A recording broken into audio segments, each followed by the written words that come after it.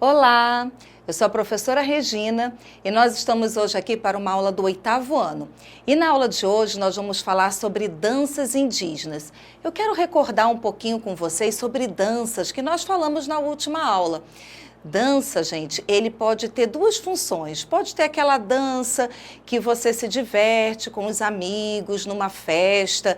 É uma dança aleatória, uma dança que você apenas movimenta o teu corpo, né, dependendo do ritmo que você está ouvindo, sem uma representação ou sem se preocupar com passos específicos. Agora, quando a gente fala em dança como arte, dança realmente como manifestação cultural, né, como uma manifestação artística, a gente fala daquela dança que transmite uma mensagem. Lembre-se que nós comentamos isso na última aula. Então, quando a gente fala dessa manifestação, a dança vai envolver uma expressão corporal. Ela vai realizar movimentos que transmitam uma mensagem, dependendo do ritmo que ela está sendo executada. E os dançarinos vão apresentar essas danças em teatros, às vezes para contar uma história, né? E aí eu tenho toda uma gama de manifestações musicais com relação à dança. Eu posso ter o samba, eu posso ter um bolero, eu posso ter um tango. Todas elas existem regras para serem trabalhadas. E agora nós vamos falar como é que essa cultura da dança, essa manifestação da dança vai acontecer na cultura indígena. Lembrando da cultura indígena, nós temos duas maneiras de interpretar, né? Primeiro, a questão indígena dos bens materiais, a produção material indígena e a produção imaterial. O que é material e imaterial? Gente, nós temos no Brasil o IPHAN, é um Instituto do Patrimônio Artístico Histórico, e nós temos mundialmente a Unesco. Esses dois órgãos, gente, eles são responsáveis por catalogar aquilo que é importante para aquela cultura, aquilo que realmente vai ser a identidade da cultura. E eu tenho bens que são materiais e bens que são imateriais. Os materiais a gente pode simplificar como se fossem concretos. Um prédio, uma escultura, uma pintura, um objeto, são bens materiais. E os imateriais? Esses imateriais, gente, aí sim, são as danças, a música, a maneira de fazer alguma coisa.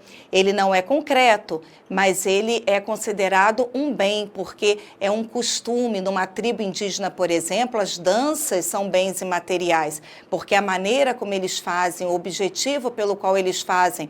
Por exemplo, nós temos um bem imaterial que é a maneira de fazer o queijo de Minas. Você sabia disso?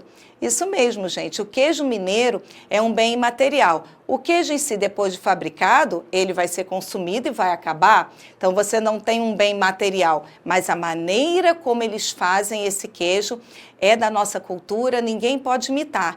Está institucionalizado por esses órgãos, tanto o IPHAN quanto a Unesco. E assim também a cultura indígena. E quando a gente fala de cultura indígena, não existe uma cultura indígena, né? Existem várias culturas indígenas, tanto no Brasil quanto em outros locais do mundo, né, do nosso planeta. E cada uma tem uma identidade própria, uma maneira, uma crença, maneira de relacionar-se entre eles, com eles mesmos e com outras comunidades. E a gente vai ver aqui como é que acontece essa dança, tá? Então, acompanhe aqui comigo nesse slide que eu posso ter uma dança indígena com objetivos, geralmente são ritualísticos e por várias razões. Eu posso ter uma homenagem a pessoas mortas, agradecer por uma colheita ou a pesca, espantar maus espíritos, expulsar doenças, agradecer a colheita, a caça, marcar mudança de fase do jovem para a idade adulta, entre outros motivos. Dessa maneira, a gente não pode dizer que a dança indígena ela possui uma intenção diferente de outras danças, porque ela é uma dança ritualística. Eles não dançam, gente, para se apresentar como nas outras danças, né? Um samba, né? Um bolero, a pessoa dança para apresentar para as outras culturas. Geralmente, na maioria das culturas indígenas, a dança ela tem esse caráter ritualístico. Eu vou passar aqui para vocês um vídeo rapidinho, de 1 minuto e pouquinho, mostrando algumas dessas danças em algumas culturas específicas. Vamos assistir?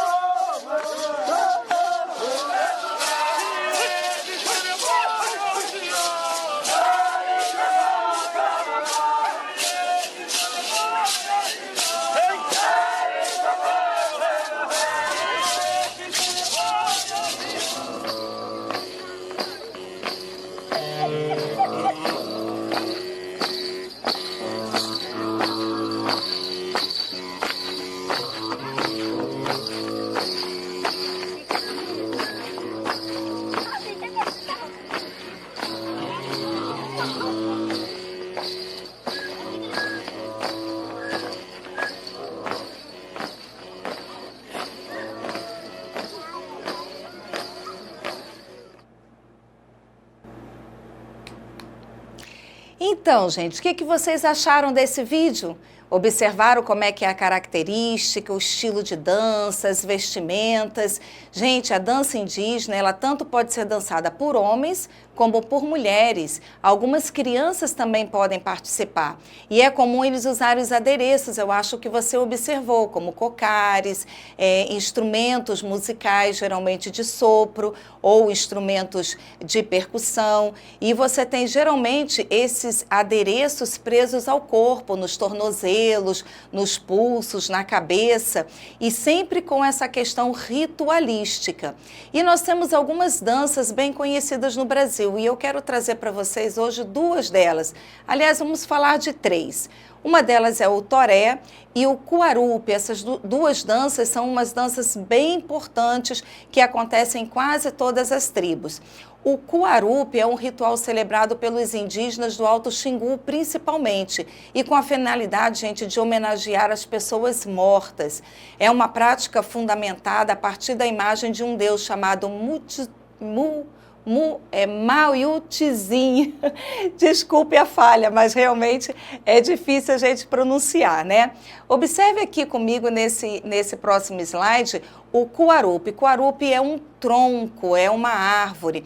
E eles fazem, em resumo, né, essa dança da seguinte forma. Eles têm a finalidade, como eu comentei, né, de homenagear aqueles que já morreram, tá? É como se trouxesse a vida, depois dessa cerimônia, eles iam trazer a vida, né, trazer novamente a vida àqueles que morreram.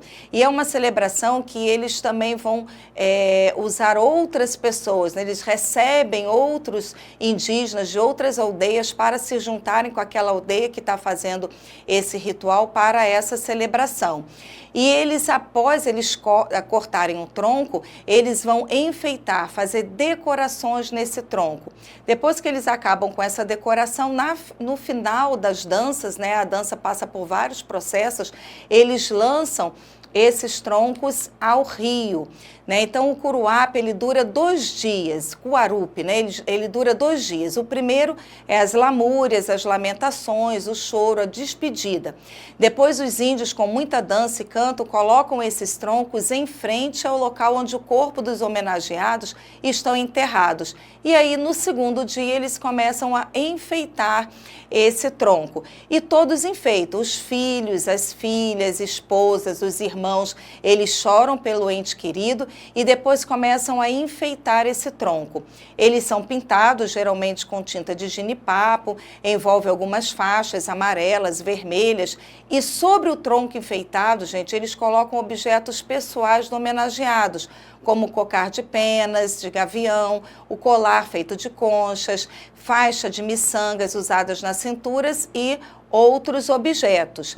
Depois que eles enfeitam e eles passam esses 2 dias, eles jogam o tronco no rio. Gente, uma vez jogado esse tronco no rio, eles nunca mais vão pronunciar o nome daquele que morreu.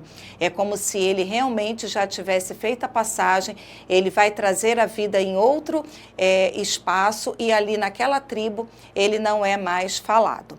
Outra dança importante é o toré. Vamos observar aqui, nós temos o toré em algumas tribos, tá? É um ritual que vai trabalhar a dança, a luta, também algumas brincadeiras, e ele é bem encontrado no Nordeste brasileiro. E eu tenho como os cariri-chocó, o chucuru, cariri, chocó, potiguar, pancararé, pancacaru, o trucá e o funiuô. Algum deles eu acho que você viu naquele videozinho que nós passamos ainda há pouco. O toré, gente, é regido por uma música chamada toante, e essa música é cantada por um cantador ou cantadora, e ele então vai fazer o ritmo, vai organizar a dança e as outras pessoas vão acompanhar. Observe nesses slides que eles estão em círculos. Eu acho que você também observou isso no vídeo, né? E eu tenho um depoimento do mestre da etnia Pipipã, Edson Edson Lima, de 49 anos, ele diz com muita simplicidade, gente, que o toré é a força maior da nossa cultura, é sagrado, é como um pai para a gente. Então, essa dança, ela faz parte da cultura. Sem essa dança, é como se eles não existissem. E essa dança é realizada geralmente de 15 em 15 dias. E o objetivo pode ser tanto religioso quanto festivo, de comemoração. E, à primeira vista, ele pode ser percebido como uma dança de vários ritmos e linhas, né, de toadas, de cantos de cada povo.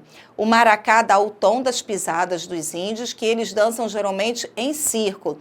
Além do sentido religioso, ele pode ter um sentido, gente, de homenagear autoridades ou visitantes como um instrumento político. Então, eles exibem esse tipo de dança nas cidades, geralmente onde as aldeias são localizadas. E com o sentido religioso, é uma penitência, é um resgate pelos antepassados, é uma relação com a natureza, quando eles fazem essa dança no sentido religioso.